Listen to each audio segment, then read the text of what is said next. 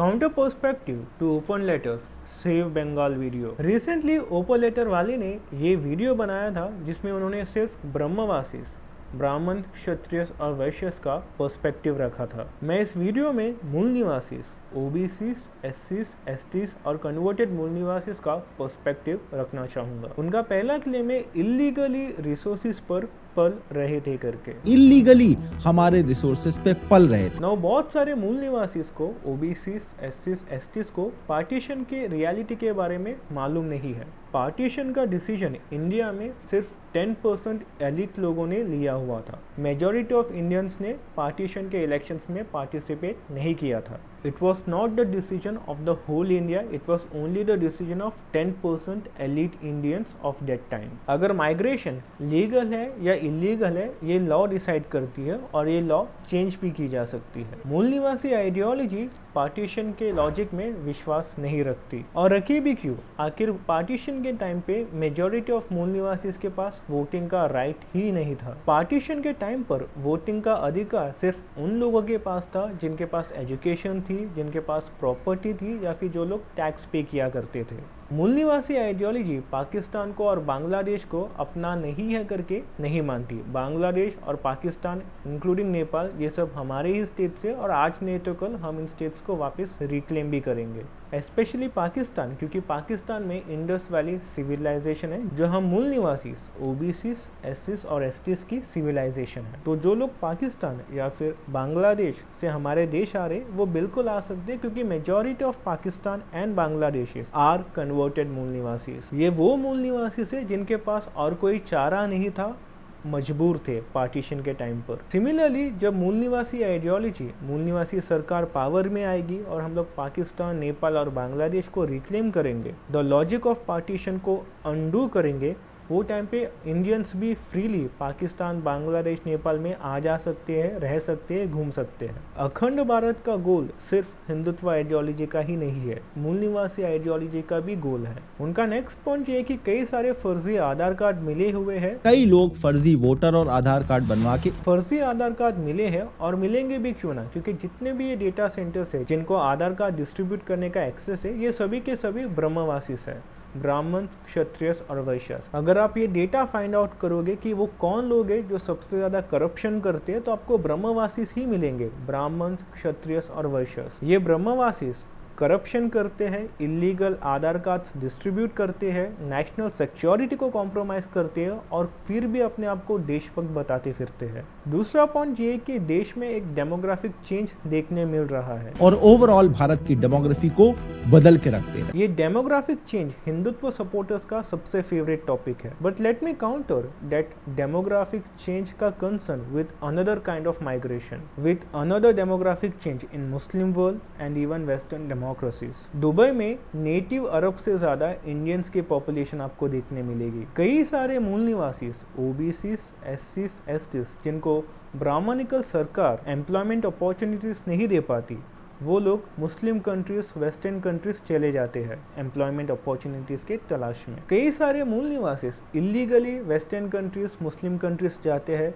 Visa expire होने के बाद भी वो लोग वहाँ पे स्टे करते हैं, क्योंकि वो उनकी मजबूरी है। अगर आप एक मूल निवासी हो, ओबीसी, एससी, एसटी और कन्वर्टेड मूल निवासी, तो आपके कई सारे रिलेटिव्स खुद इलीगली दूसरे कंट्रीज में ओवरस्टे करते रहेंगे या फिर विदाउट प्रॉपर प्रोसीजर इलीगली दूसरे कंट्रीज में माइग्रेट करते होंगे। उनका ये भी पॉइंट है कि SIR एक्सरसाइज के बाद वहाँ से लोग बोरिया बिस्तर बांधकर भाग रहे हैं। फिर रिसेंटली जब वेस्ट बंगाल में स्पेशल इंटेंसिव रिवीजन यानी सर शुरू हुआ, तब ये सारे लोग बोरिया बिस्तर बांधकर भागने लग पड़े। अमेरिका में जब ट्रंप ने इलीगल माइग्रेंट्स के खिलाफ डिपोर्टेशन का कैंपेन चालू किया था, तब कई सारे इंडियंस को लिटरली प्रिजनर्स की तरह इंडिया को डिपोर्ट किया गया था। ऑस्ट्रेलिया में और कनाडा में इंडियंस के खिलाफ डेमोग्राफिक चेंज करने का एक्यूजेशन लगाया गया है। तो क्या इसका ये मतलब है कि इंडियंस जो बाहर के देश में जा रहे ये लोग क्रिमिनल्स है, बुरे लोग हैं? इलीगल माइग्रेशन तभी होती है जब लोगों की मजबूरी होती है। ये कहना बहुत आसान है कि हमारे देश में बांग्लादेशी इलीगल इमिग्रेंट्स आ रहे हैं, but Bangladesh as a nation state ये रिलेटिवली एक बहुत ही नया फेनोमेना है। सच्चाई ये कि बांग्लादेश एक इंडिपेंडेंट नेशन होने से पहले पार्टीशन होने से पहले, इस्लाम को इंडिया के आने से पहले बांग्लादेश इंडिया का एक अटूट हिस्सा रहा है। वहाँ के लोग मूल निवासी से जिन्होंने अपने आप को इस्लाम में कन्वर्ट किया है।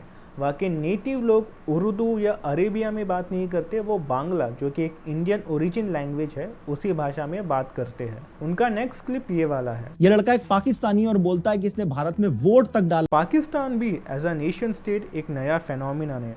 पाकिस्तान की धरती पर इस्लाम के आने से पहले की भी इतिहास है। इंडस वैली सिविलाइजेशन का जन्म आज के पाकिस्तान में ही हुआ है। इस्लाम के आने से पहले भी कई सारे इंडियंस पाकिस्तान में रहते थे और कई सारे मूल निवासी जिनके पास और कोई चारा नहीं था, उन्होंने अपने आप को इस्लाम में कन्वर्ट किया। मूल निवासी आइडियोलॉजी कन्वर्टेड मूल निवासी को मूल निवासी ही मानती है, हमारे देश का हिस्सा ही मानती है। उनको वो सारे अधिकार है इक्वल राइट से जो एक नॉन कन्वर्टेड मूल निवासी को है। पाकिस्तानी एडमिनिस्ट्रेशन चाहे कितना ही टेरर फंडिंग की जाए, उसका दोष ऑर्डिनरी कन्वर्टेड मूल निवासी मुस्लिम्स पर नहीं डाला जा सकता। उनका नेक्स्ट पॉइंट है स्लीपर सेल्स इन इंडिया। जब भारत के अंदर हमें पता है कि अलग अलग टेररिस्ट अपने स्लीपर सेल चलाते हैं, इंडिया में जो इस्लामिक टेररिज्म का फेनोमिनन है, स्लीपर सेल्स का फेनोमिनन है, इस चीज़ का दोष आप किन पर डालोगे? पहले तो ब्रह्मवासिस, ब्राह्मण, क्षत्रिय और वैश्य ने कास्ट सिस्टम के माध्यम से इंडिया को कमज़ोर बनाया और उस कमज़ोरी के कारण इस्लामिक इन्वेडर्स और इस्लाम इंडिया में आ पाए। देखिए कि मूल निवासी राम मनोहर लोहिया इस विषय पर क्या बोलते हैं।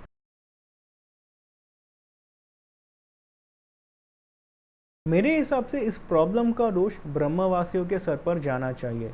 Both Islam's arrival in India and the phenomenon of Islamic terrorism in India, the partition of India और contemporary times में जो border disputes चालू है उस चीज़ के लिए भी। और एक बात, दुनिया का सबसे बड़ा जिहादी, सबसे बड़ा इस्लामिक टेररिस्ट मोहम्मद अली जिन्ना, वो एक अपर कास्ट हिंदू कन्वर्ट घर में पैदा हुआ था। ये वही मोहम्मद अली जिन्ना है जिसने पार्टीशन करवाया और जिनको बीजेपी के लोग सेक्युलर मानते हैं। इंडिया में इस्लामिक टेररिज्म से इतने सारे लोगों की जान नहीं जाती जितना सवर्ण टेररिज्म से लोगों की जान जाती है। इंडिया में जो नेशनल क्राइम रिकॉर्ड्स ब्यूरो का डेटा है, उस डेटा को कम्युनिटी वाइज डिस्ट्रीब्यूट करके नहीं दिखाया जाता। ये नहीं बताया जाता कि किस कम्युनिटी ने कितने सारे क्राइम्स किए हैं करके, सोशल हार्मनी मेंटेन करने के लिए। और कोई भी ब्राह्मणिकल सरकार उस डेटा को कभी भी पब्लिक नहीं करेगी। मूल निवासी सरकार बनने के बाद वो डेटा पब्लिक होगा। आई एम वेरी कॉन्फिडेंट कि उस लिस्ट में टॉप ब्रह्मवासिस करेंगे करके। स्कूल जाने वाले मूल निवासी बच्चों की जान ले लेना, जॉब्स दिलाने का झूठा वादा करके मूल निवासी महिलाओं का गैंगरेप करना, मूल निवासी एम्प्लॉयज को टॉक्सिक वर्क कल्चर में फंसाकर उनको एक्सप्लॉइट करना, इन सभी चीजों में कौन टॉप करता है ये सब जानते हैं। उनका नेक्स्ट पॉइंट है कन्वर्जन के बारे में। यहाँ पर आकर ये लोग आदिवासी महिलाओं से शादी करते हैं, फिर उनका धर्म परिवर्तन कराते हैं। ब्रह्मवासिस, ब्राह्मण,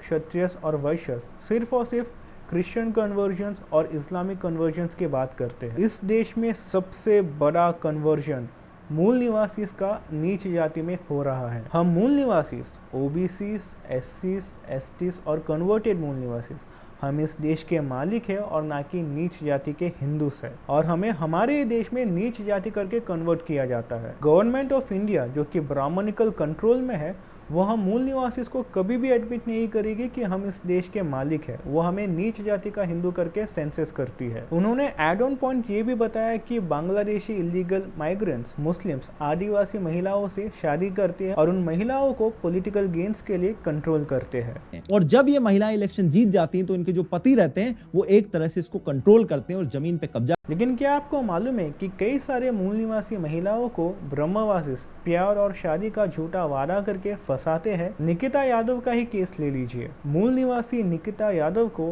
प्यार और शादी का झूठा वादा दिलाकर उनके ब्रह्मवासी बॉयफ्रेंड साहिल गहलोत ने उन्हें मार डाला। ऐसे एग्जाम्पल्स कई सारे आप गूगल कर चेक कर सकते हो। एनसीआरबी की रिपोर्ट बताती है कि भारत में फॉरेनर्स जो क्राइम करते हैं उसमें बांग्लादेश का क्राइम रेट सबसे हाईएस्ट। एनसीआरबी का वो डेटा जब पब्लिक होगा वो टाइम पर पता चलेगा कि पूरे इंडिया में ब्रह्मवासी से जो हर टाइप के क्राइम में टॉप करते हैं करके। नेक्स्ट पॉइंट, गरीबी इन इंडिया। 80 करोड़ से ज्यादा भारतीय आज फ्री राशन पे डिपेंडेंट है, जिनके पास नौकरी तक नहीं। ओपन लेटर ने ये पॉइंट बताया है कि इंडिया एक बहुत ही गरीब देश है, लेकिन इस गरीबी के लिए आप किसको दोष दोगे, आप किसको अकाउंटेबल और रेस्पॉन्सिबल मानोगे? ये क्लियरली ब्राह्मणिकल लीडरशिप का फेलियर है कि इंडिया 5000 सालों से आज भी गरीब है। जब तक मूल निवासी सरकार नहीं बन जाती तब तक इंडिया के प्रॉब्लम सॉल्व नहीं होंगे। तो ये मेरे कुछ पर्सपेक्टिव्स थे उनके वीडियो पर। Till then signing of.